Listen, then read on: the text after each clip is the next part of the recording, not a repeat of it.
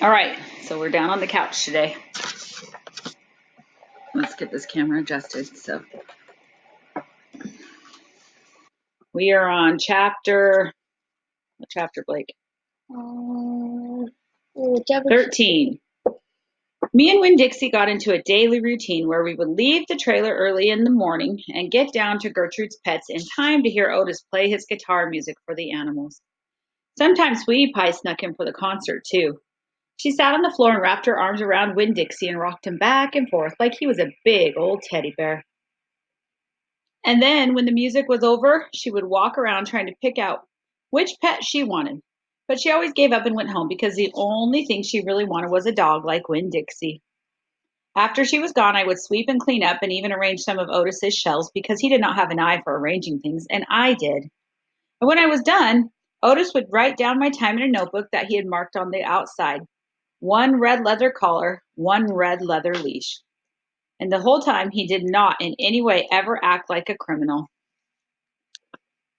After working at Gertrude's Pets, me and Winn-Dixie would go over to the Herman W. Block Memorial Library and talk to Mrs. Franny Block and listen to her tell us a story. But my favorite place to be that summer was in Gloria Dump's yard. And I figured it was Winn-Dixie's favorite place to be too, because when we got up to the last block before her house, Winn-Dixie would break away from my bike and start to run for all he was worth, heading toward Gloria Dump's backyard and his spoonful of peanut butter. Sometimes Dunlap and Stevie Dewberry would follow me. They would holler, "There goes the preacher's daughter visiting the witch." "She's not a witch," I told them. It made me mad that they wouldn't listen to me and kept on believing whatever they wanted to believe about Gloria Dump.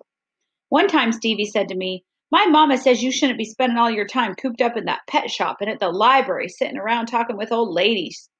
She says you should get out in the fresh air and play with kids your own age." "That's what my mama says." "Oh, lay off her," Dunlap said to Stevie. Then he turned to me. "He don't mean it," he said. But I was already mad. I shouted at Stevie. I said, "I don't care what your mama says. She's not my mama, so she can't tell me what to do." "I'm going to tell my mama you said that," shouted Stevie. "And she'll tell your daddy, and he'll shame you in front of the whole church.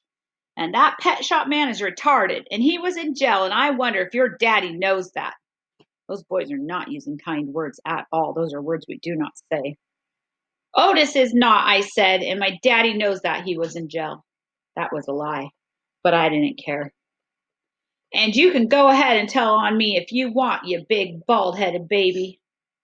I swear, it about wore me out yelling at Dunlap and Stevie Dewberry every day. By the time I got to Gloria Dump's yard, I felt like a soldier who had been fighting a hard battle. Gloria would make me a peanut butter sandwich straight off, and then she would pour me a cup of coffee with a half coffee and half milk, and that would refresh me. "Why don't you play with them boys?" Gloria asked me. "'Cause they're ignorant," I would told her. "They still think you're a witch." "It doesn't matter how many times I tell them you're not." "I think they're just trying to make friends with you in a roundabout way," Gloria said. "I don't want to be their friend," I said. "It might be fun having them 2 boys for friends." "I'd rather talk with you," I said. "They're stupid and mean, and they're boys."